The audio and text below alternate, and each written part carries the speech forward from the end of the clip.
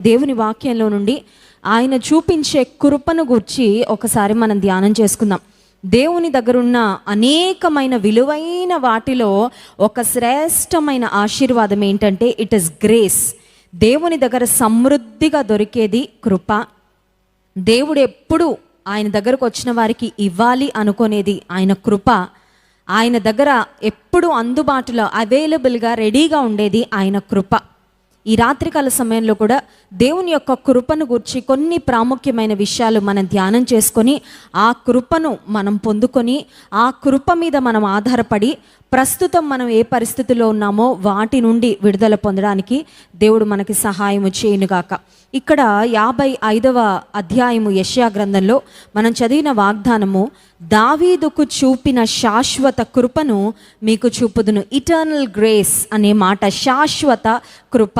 దేవుడు శాశ్వతుడు, ఆయన ఇచ్చేవన్నీ కూడా శాశ్వతమైనవే. ఆయన దగ్గర ఉన్న ఆశీర్వాదాలు శాశ్వతమైనవే. ఆయన చూపించే కృప శాశ్వతమైనదే. ఆయన చూపించే ప్రేమ శాశ్వతమైనదే. దేవుడు చూపించే దయను గురించి ఒక చక్కని మాట ఉంటుంది, ఆయన కోపం అయితే నిమిషం మాత్రం ఉంటుంది, కానీ ఆయన దయ ఆయుష్కాలం అంతా నిలుస్తుంది అని. అంటే దానికి అర్థం దేవుడు చూపించే దయ కూడా శాశ్వతమైనది. సో ఈ రాత్రికాల సమయంలో మనం ధ్యానం చేసుకుంటున్న కృప దేవుని దగ్గర సమృద్ధిగా ఉంది. మనం ఎప్పుడు కూడా దేవుని దగ్గర కృప అయిపోయిందంటండి చాలామందికి చూపించేశారంట ఆల్రెడీ.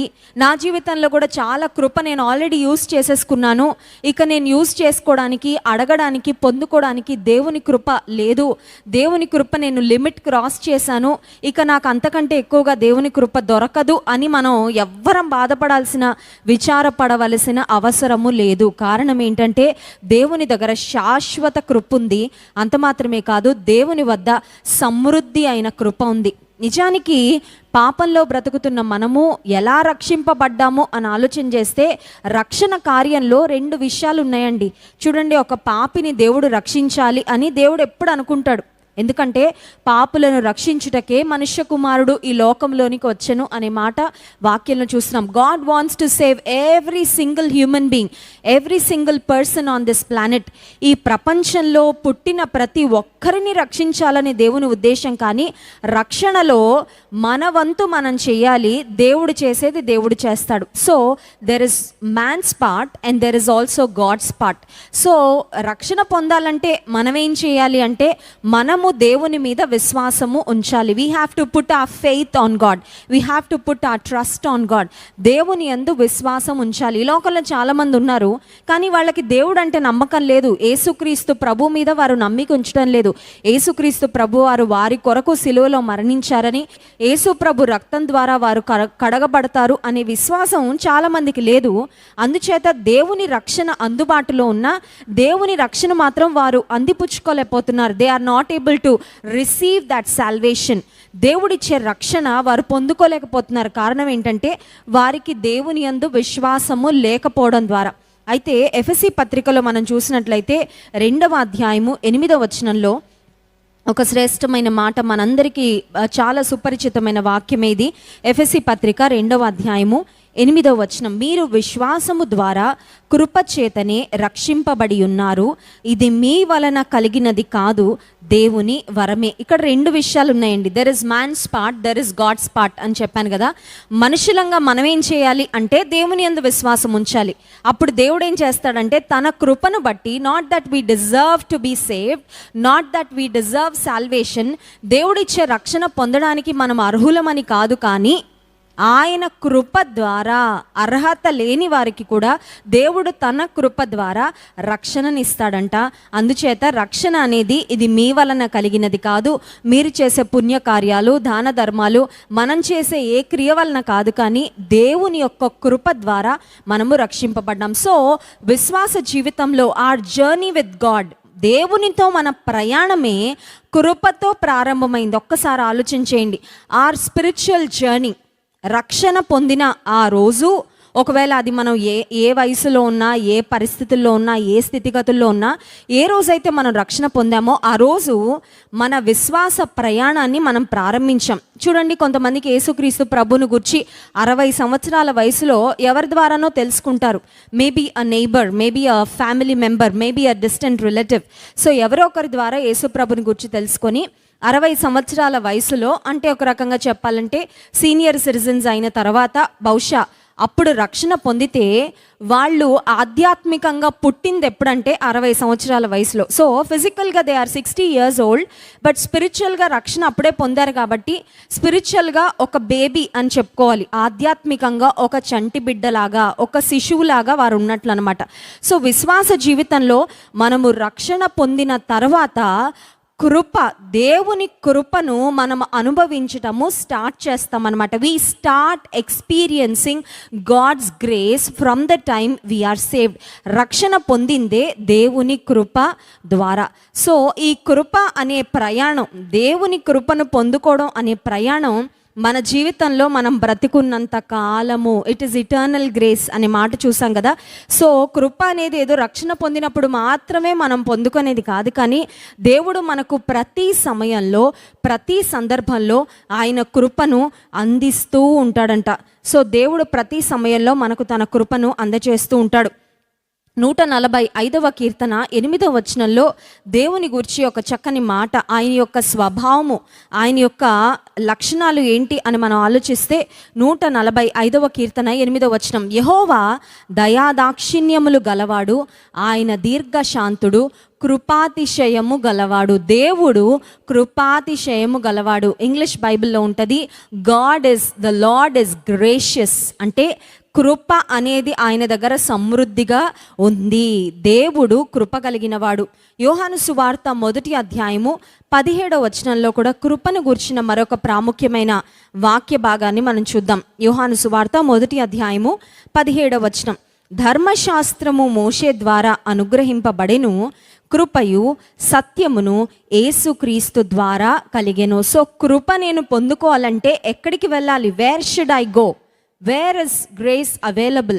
కృప నాకు ఎక్కడ దొరుకుతుంది అని ఆలోచన చేస్తే యేసుక్రీస్తు ద్వారా కృపయు సత్యమును మనకు అనుగ్రహించబడింది అనే మాట చూసినాం. సో యేసుక్రీస్తు ప్రభు వద్ద కృప ఉంది. ఆయన మనకు కృపను చూపించడానికి నిత్యము సంసిద్ధుడుగా ఉన్నాడు, ఇష్టపడుతున్నాడు. ఒకవేళ ఈ రాత్రికాల సమయంలో కనుక నీ జీవితంలో ఒక క్లిష్టమైన పరిస్థితిలో నీవు ఉన్నట్లయితే, జీవితంలో ఎవరం కూడా కష్టాలు రావాలి అని కోరుకోం, కష్టాలను ఎప్పుడు మనం ఎక్స్పెక్ట్ చేయము. ఇంకొక మాటలో చెప్పాలంటే కొన్నిసార్లు మనం ప్రిపేర్డ్గా కూడా ఉండం కదండి. ఎందుకంటే వి విష్ అవ్వకుండా ఉంటే బాగుండు, కష్టం రాకుండా ఉంటే బాగుండు. చూడండి, కోవిడ్ టెస్ట్కి వెళ్ళే ప్రతి ఒక్కరు నేను అనుకుంటాను నెగటివ్ రిపోర్ట్ రావాలనే కోరుకొని వెళ్తారు తప్ప పాజిటివ్ రిపోర్ట్ రావాలి రావాలి రావాలి అని కోరుకొని వెళ్ళేవారు ఎవరు ఉండరు. చాలామందికి కోవిడ్ సిమ్టమ్స్ స్టార్ట్ అయిన తర్వాత కోవిడ్ కాదులే, అవ్వకుండా ఉంటే బాగుండు అని నెగ్లెక్ట్ చేసేసిన వాళ్ళు కూడా చాలామంది ఉన్నారు. కారణం ఏంటంటే we don't like to prepare our self for a danger. ఒక అనుకోని, ఒక ఆకస్మికమైన సంఘటన, ఒక దురదృష్టకరమైన పరిస్థితి, ఒక కష్ట పరిస్థితి మనకు రావాలి అని మనం ఎప్పుడు అనుకోమో దాన్ని అసలు ఆశపడము, దాని కొరకు సిద్ధపడము కూడా చాలాసార్లు. అయితే జీవితంలో మాత్రం కొన్నిసార్లు అనుకోని పరిస్థితులు, అనుకోని కష్టాలు, అనుకోని ఉపద్రవాలు మనకు ఏదో ఒక సమయంలో, ఏదో ఒక సందర్భంలో ఒక షాక్ లాగా మనకి వస్తూనే ఉంటాయి. బహుశా ఈ రాత్రికాల సమయంలో మీరు అనుకోవచ్చు, నేనున్న పరిస్థితిని హ్యాండిల్ చేయడానికి నాకు శక్తి చాలడం లేదండి, my strength is not enough, నా శక్తి చాలడం లేదు, నాకు మానసికంగా ధైర్యం సరిపోవడం లేదు, నాకు నిరీక్షణ కలగడం లేదు ఈ పరిస్థితిలో. I'm filled with despair, I'm filled with discouragement. చాలా నిరుత్సాహంతో నా మనసంతా నిండిపోయింది.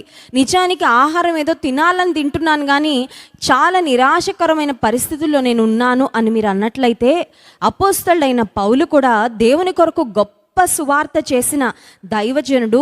నూతన నిబంధనలో ఒక 14 పుస్తకాలు ఆయన వ్రాయడం జరిగింది. 14 ఎపిసోడ్స్ అపోస్తలుడైన పౌలు రాశారు. అయితే తన జీవితంలో కూడా హీఈస్ నాట్ అన్ ఎక్సెప్షన్. దేవుని అంత భయభక్తులు కలిగి ఉన్నాడు కదండి, దేవుని కొరకు అంత సేవ చేశాడు కదా, దేవుని కొరకు అన్ని ప్రయాణాలు చేశాడు కదా అపోస్తలుడైన పౌలు. ఆయనకు కష్టాలు రాకుండా దేవుడు చూసుంటే బాగుండేది అనుకుంటే, ఈ లోకంలో బ్రతికిన ప్రతి ఒక్కరికి ఏదో ఒక సమయంలో, ఏదో ఒక సందర్భంలో కష్టము అనేది రావచ్చు. అయితే అపోస్తలుడైన పౌలు when he was faced with a trial in his life, when he was faced with a difficult situation, ఒక క్లిష్ట పరిస్థితిలో తను ఉన్నప్పుడు దేవుడు తనకిచ్చిన వాగ్దానం ఒకసారి మనం ధ్యానం చేసుకొని అదే వాగ్దానాన్ని మనం కూడా మన జీవితాలకు అన్వయించుకొని మనం ముందుకు వెళ్దాం. 2 కొరింథీ పత్రిక 12వ అధ్యాయము 7వ వచనం నుండి దేవుని వాక్యం నుండి మనం చదువుకుందాం. 2 కొరింథీ పత్రిక 12వ అధ్యాయము 7వ వచనం. నాకు కలిగిన ప్రత్యక్షతలు బహు విశేషముగా ఉన్నందున నేను అత్యధికముగా హెచ్చిపోకుండు నిమిత్తము నాకు శరీరములో ఒక ముల్లు, నేను అత్యధికముగా హెచ్చిపోకుండు నిమిత్తము నన్ను నలుగగొట్టుటకు సాతాను యొక్క దూతగా ఉంచబడెను. ఒక ముల్లు అనేది ఇబ్బంది కలుగజేస్తుంది తప్ప అదేదో ఒక కుషన్ లాంటిది కాదు కదండి, ఒక కంఫర్ట్ ఇచ్చేది కాదు. ముల్లు అనేది బాధిస్తుంది, ముల్లు అనేది ఇబ్బంది పెడుతుంది, ముల్లు అనేది శ్రమకు గుర్తు. అపోస్తలుడైన పౌలు కూడా తన జీవితంలో ఒక ముల్లును కలిగి ఉన్నాడంట. ఆ ముల్లు వలన తను ఎటువంటి పరిస్థితుల్లో గుండా వెళ్తున్నాడంటే నలుగగొట్టబడుతున్నాడంట. He was crushed. కొన్నిసార్లు మన పరిస్థితి, మనకొచ్చే కష్టాలు ఎలా ఉంటాయంటే మనల్ని కంప్లీట్గా నలగొడుతున్నట్లు ఉంటాయండి. We feel that we are crushed in all directions.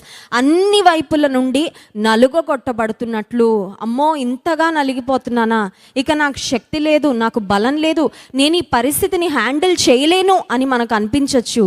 అయితే అపోస్తలుడైన పౌలు ఒక ముల్లు తన దేహంలో ఉన్నప్పుడు, నలుగొట్టబడుతున్న పరిస్థితి గుండా తాను వెళ్తున్నప్పుడు దేవుడు తనతో ఏం మాట్లాడాడు, దేవుడు తనను ఎలా బలపరిచాడో, ఈరోజు కూడా అటువంటి పరిస్థితుల్లో ఎవరైతే ఉన్నారో వారితో కూడా దేవుడు అదే మాట మాట్లాడుతున్నాడు. చూడండి 8వ వచనం. అది నా యొద్ద నుండి తొలగిపోవలెనని దాని విషయమై ముమ్మారు ప్రభువును వేడుకొంటిని, అందుకు నా కృప నీకు చాలును, బలహీనత యందు నా శక్తి పరిపూర్ణమగుచున్నదని ఆయన నాతో చెప్పెను. నా కృప నీకు చాలును, మై గ్రేస్ ఇస్ సఫిషియంట్. చాలు అంటే ఏంటండి? ఎవరైనా ఎవరింటికన్నా మనం భోజనానికి వెళ్తే ప్లేట్లో మనకి అన్నం పెడుతున్నారనుకోండి, కర్రీస్ వేస్తున్నారు, తినగలిగినంత లిమిట్ వేయగానే మనం అంటాము చాలు అంటాం. అంటే సరిపోతుంది, ఇంకెక్కువ అయితే నేను అవసరం లేదు, ఇంకా నాకు నా ప్లేట్కి నా కడుపుకి ఇంత చాలు అని మనం చాలు అంటాం కదండి. దేవుని కృప కూడా నువ్వు ఎంత కష్టంలో ఉన్నా ఆ కష్టానికి కరెక్ట్గా ఆ కష్టం నుండి నిన్ను గట్టెక్కించగలిగినంత కృప దేవుని దగ్గర ఉంది. హల్లెలూయా. ఈ రాత్రికాల సమయంలో ఒకవేళ మీరు చాలా నలిగిపోతూ ఉండొచ్చు. దేవుని సేవకురాలిగా ఒక్క చిన్న ఎక్సర్సైజ్ మీకు చెప్తున్నాను. అదేంటంటే మీరు ఎక్కడున్నారో అక్కడ, ఒకవేళ హాస్పిటల్లో ఉన్నా, ఒకవేళ హోమ్ క్వారంటైన్లో ఉన్నా, ఒకవేళ మీ ఇంట్లో మీరున్నా, మేబీ మీరు వ్యాధిగ్రస్తులుగా లేకపోవచ్చు. బట్ చూడండి, కొన్నిసార్లు మనకి వ్యాధి రాకపోయినా మనం ప్రేమించే వారికి వ్యాధి వస్తే మనకు వచ్చినంత బాధ కలుగుతూ ఉంటుంది. వాళ్ళకి ఏమవుతుందో, వాళ్ళకి ఏమన్నా అయితే మా పరిస్థితి ఏంటి, చాలా మనం నలిగిపోతూ ఉంటాం కొన్నిసార్లు మన చుట్టూ ఉన్న ఫ్యామిలీ మెంబర్స్ సఫర్ అవుతున్నప్పుడు. సో మీ పరిస్థితి ఎలా ఉన్నప్పటికీ ఒక్కసారి మీ గుండె మీద చేయి వేసుకొని ఒక మాట చెప్పండి, దేవుని కృప నాకు చాలు. చెప్తున్నారా మీరు? ఇంకొకసారి చెప్దామా? యేసయ్య కృప నాకు చాలు, దేవుని కృప నీకు నాకు చాలినది. పెద్ద కష్టం వచ్చిందండి ఈరోజు, నీ పెద్ద కష్టం నుండి నిన్ను గట్టెక్కించడానికి కూడా చాలినంత కృప ఆయన దగ్గర ఉంది. చిన్న కష్టమే వచ్చిందండి, ఈ చిన్న కష్టాన్ని అధిగమించడానికి కూడా ఆయన కృప నీకు చాలింది. ఒక నెగిటివ్ థాట్ వచ్చిందండి, ఒక చిన్న వేవ్ లాగా ఒక డిప్రెషన్ నాలోకి వచ్చిందండి, ఆ డిప్రెషన్ అధిగమించడానికి కూడా దేవుని కృప నీకు చాలింది. మైల్డ్గా కోవిడ్ అటాక్ అయిందండి, ఆ మైల్డ్ అటాక్ నుంచి కూడా నువ్వు తప్పించుకోవడానికి, మళ్ళీ నీకు నెగిటివ్ రిపోర్ట్ రావడానికి దేవుని కృప నీకు చాలింది. చాలా సివియర్గా వచ్చిందండి కోవిడ్, డాక్టర్స్ చాలా కష్టం అని చెప్తున్నారు. అటువంటి పరిస్థితి నుండి కూడా నిన్ను బయటకు తీసుకురావడానికి దేవుని కృప చాలినది. హల్లెలూయా. ఒకవేళ రాత్రికాల సమయంలో నువ్వు భయంతో ఉన్నావా? నాకు ఎవరు హెల్ప్ చేయగలరు? డాక్టర్స్ చేయగలిగిన హెల్ప్ చేస్తున్నారు, కానీ I wish I could get better soon, చాలా ఫాస్ట్గా నేను రికవర్ అయిపోతే బాగుండు. పడుకొని రేపు మార్నింగ్ లేచేసరికి wish I get a negative report. కానీ చూడండి, ఆ నెగిటివ్ రిపోర్ట్ రావడానికి కూడా కొన్ని దినాలు ట్రీట్మెంట్ తీసుకోవాలి. ఆ టైం పీరియడ్ అయిన తర్వాతే నెగిటివ్ రిపోర్ట్ వస్తుంది. నా సిమ్టమ్స్ అన్ని వెంటనే డిసపియర్ అయిపోతే బాగుండు అని మనం అనుకోవచ్చు. కానీ బహుశా ఇంకొన్ని గంటలు అదే సిమ్టమ్స్ ఉండొచ్చేమో, ఓ మేబీ 2 to 3 days అదే పరిస్థితి కంటిన్యూ అవ్వచ్చేమో. పర్సిస్టెంట్గా ఒక హెల్త్ ప్రాబ్లం, లేకపోతే ఒక ఏదో ఒకటి నీ దేహంలో కనిపిస్తుండొచ్చు, ఒక కాఫ్ కనిపిస్తుండొచ్చు, ఒక ఫీవర్ ఉండొచ్చు, లేకపోతే ఇంకేదైనా ఉండొచ్చు, మేబీ ఆయాసం వస్తూ ఉండొచ్చు. నీ బలహీనత ఏదైనా, బలహీనతల యందు నా శక్తి పరిపూర్ణమగుచున్నది. ఇప్పటి వరకు నువ్వు చాలా స్ట్రాంగ్ పర్సన్గా ఉండుండొచ్చు. ఒకవేళ ఇప్పటి వరకు మేబీ మీ కంపెనీలో, లేకపోతే మీ ఆఫీస్లో, మీ బంధువుల్లో ఇతనికి మించిన ఫిట్నెస్ ఉన్న వ్యక్తి ఇంకెవరూ లేరని అందరూ చెప్పుకొని ఉండొచ్చు. వ్యాధులు ఎవరికైనా వస్తాయండి, ఈయనకు మాత్రం రావు, ఎందుకంటే చాలా మంచిగా ఎక్సర్సైజ్ చేస్తాడండి, చాలా మంచిగా డైట్ ఫాలో అవుతాడండి, చాలా హెల్దీ హ్యాబిట్స్ ఉంటాయండి, చాలా హెల్దీ లైఫ్ స్టైల్ ఉందండి అని బహుశా మీ గురించి అందరూ చెప్పుకుంటూ ఉండొచ్చు. But all of a sudden మీకు కోవిడ్ అటాక్ అయిండొచ్చు. బహుశా ఇప్పటి వరకు దేవుని శక్తి మీద ఆధారపడే అవసరం లేకపోయి ఉండొచ్చు, ఎందుకంటే ఇప్పటి వరకు చాలా ఫిట్గా ఉన్నారు, హెల్దీగా ఉన్నారు, అంతా బాగుంది. కానీ ఇప్పుడు మీకున్న బలహీనతలో మీకు కావలసినది దేవుని బలము. You need God's strength, you need God's healing, you need God's grace. And the Bible says God's grace is sufficient. దేవుని వాక్యం సెలవిస్తుంది, నీ బలహీనత ఏదైనా, నీ బలహీనత ఏ లెవెల్లో ఉన్నా, లెవెల్ 1, లెవెల్ 2, లెవెల్ 3, ఇంకా హయ్యర్ లెవెల్లో ఉన్నప్పటికీ నీ బలహీనత నుండి నిన్ను బయటకు తీసుకురావడానికి, నీ బలహీనతలో నిన్ను బలపరచడానికి, నీ వ్యాధి నుండి నిన్ను స్వస్థపరచడానికి దేవుని కృప చాలా రెడీగా ఉంది. దేవుని కృప నీకు అందుబాటులో ఉంది. ఈ రాత్రి నీవు నేను చేయాల్సింది ఏంటంటే, నీ కృప నాకు ఇవ్వయ్యా, అడుగుడి మీకు ఇవ్వబడును. చాలాసార్లు అడగడం చేత కాదు మనకి, చాలాసార్లు అడగడం మర్చిపోతాం.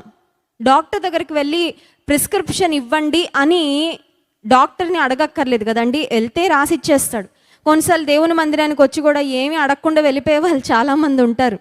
కానీ దేవుని వాక్యం సెలవిస్తుంది, అడుగుడి మీకు ఇయ్యబడును. ఈ రాత్రికాల సమయంలో అడుగుదాం, ప్రభువా నాకు నీ స్వస్థత కావాలి, నాకు నీ శక్తి కావాలి, నాకు నీవిచ్చే మనోధైర్యం కావాలి, నాకు నీవిచ్చే కృప కావాలి. సమృద్ధిగా నీ దగ్గర కృప ఉంది కదా. యోహాను సువార్తలో మనం గమనించినట్లయితే దేవుడు మనకు కృప వెంబడి కృపను అనుగ్రహిస్తాడని యోహాను సువార్త 1వ అధ్యాయము 16వ వచనంలో ఒక వాక్య భాగం ఉంది, చూడండి. యోహాను సువార్త 1వ అధ్యాయము,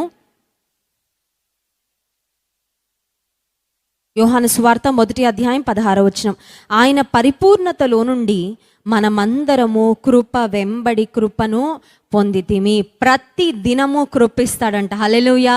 it's like man of falling from heaven. ఇశ్రాయేలీలు విల్డర్నెస్ గుండా ప్రయాణం చేస్తున్నప్పుడు ప్రతిరోజు ఫ్రెష్గా కురిసేదంటండి మన్నా. కొంతమంది చూడండి, గ్రీడీ పీపుల్ ఉంటారు కదా, ఎక్కువ దొరుకుతుందంటే రేపు పొద్దున్న లేచే పని లేకుండా, రేపు పొద్దున మళ్ళీ సమకూర్చుకునే పని లేకుండా, ఈరోజే రేపటికి కూడా మన్నా కూర్చుకుందామని కొంతమంది నెక్స్ట్ డేకి కూడా ముందు రోజే మన్నా కూర్చేసుకుంటే అది పురుగులు పట్టేసేదంట, అది రాటన్ స్మెల్ వచ్చేసేదంట, పాడైపోయేదంట. దేవుడు కోరుకుంది ఏంటంటే, ఇశ్రాయేలీలు తన ప్రజలు ప్రతి దినము ఆయన వైపు చూసి, ప్రతి దినము ఆయన ప్రొవిజన్ కొరకు ఎదురు చూసి, ప్రతి దినము ఆయన ప్రొవిజన్ పొందుకొని ఒక గ్రాటిట్యూడ్తో, దేవుని మీద డిపెండెన్స్తో బ్రతకాలని దేవుడు కోరుకున్నాడు. అందుచేత ప్రతి దినము ఒక్కరోజు కూడా మానకుండా ఆకాశము నుండి ప్రతి ఉదయకాల సమయంలో మన్నాను ఫ్రెష్గా ఆయన కురిపిస్తూ వచ్చాడంట. అది దేవదూతల ఆహారము అని బైబిల్లో వ్రాయబడింది. అంతకుముందు ఎప్పుడూ వారు తినలేదు అటువంటి ఆహారము, but fresh manna from heaven everyday. And ఇంకొక ఆసక్తికరమైన విషయం ఏంటంటే, God never cease to send manna to his people in the wilderness. ఒక్కరోజు కూడా మన్నా కురిపించడం ఆపలేదండి. ఎందుకంటే ఒక్కరోజు ఆపినా ఎంతమంది ఆకలితో ఎన్ని ఇబ్బందులు పడేవారు. పసిబిడ్డలు ఉంటారు, పాలిచ్చే తల్లులు ఉంటారు, వృద్ధాప్యంలో ఉన్నవారు ఉంటారు, హెల్త్ కాంప్లికేషన్స్ ఉన్నవారు ఉంటారు. కొంతమంది చూడండి ఆకలి అసలు తట్టుకోలేరు. ఒక్కరోజు కూడా మానకుండా ప్రతి దినము ఆకాశము నుండి దేవుడు తన ప్రజల ఆకలిని తీర్చడానికి మన్నాను కురిపిస్తూనే వచ్చాడు. ఒక్కరోజు కూడా మానకుండా దేవుడు తన కృపను కూడా మనకు ప్రతి దినము చూపించాలని కోరుతున్నాడు. హల్లెలూయా. God wants us to experience His grace every single day. ప్రతి దినము, ప్రతి ఉదయము, ప్రతి మధ్యాహ్నము, ప్రతి సాయంకాలము, ప్రతి సమయంలో, ప్రతి సందర్భంలో దేవుని కృపను మనం అనుభవించాలని, అనుభవపూర్వకంగా రుచి చూడాలని దేవుడు కోరుకుంటున్నాడు. దేవుని కృప ద్వారా మనమున్న పరిస్థితుల నుండి విడుదల పొందడానికి, ఆయన శక్తిని పొందుకోవడానికి దేవుడు మనకు తన సహాయమును అనుగ్రహించునుగాక. ఆమెన్. కళ్ళు మూసుకోండి, చిన్న ప్రార్థన చేసుకుందాం. దేవాని కృప నాకు కావాలని అడుగుదాం. పరిశుద్ధ ప్రేమ కలిగిన తండ్రి, గొప్ప దేవానికి స్తోత్రాలు. నీ కృపను గురించి అనేకమైన విషయాలు మీరు మాతో మాట్లాడినందుకు వందనాలయ్యా. నిజమేనయ్యా, ఈరోజు మేమున్న పరిస్థితుల్లో మాకు నీ కృప కావాలి. ప్రతి క్షణము ఊపిరి తీసుకోవడానికి కూడా నీ కృప కావాలయ్యా. సమృద్ధిగా నీ కృపను కోరుకుంటున్నాను ప్రభా. బలహీనులుగా ఉన్నవారు, కృంగిపోయిన వారు, నీరసించిపోయిన వారు, మానసికంగా నాయన జీవితంలో ఆశను కోల్పోయిన వారందరినీ నీ కృపచేత బలపరచండి. సమృద్ధి అనే నీ కృపచేత మమ్మల్ని నిలవబెట్టండి అయ్యా. నడిపించండి ప్రభా. నీ కృప ద్వారా మమ్మల్ని నీ కొరకు సాక్షులుగా వాడుకొనండి. యేసు నామమున ప్రార్థిస్తున్నాము తండ్రి. ఆమేన్.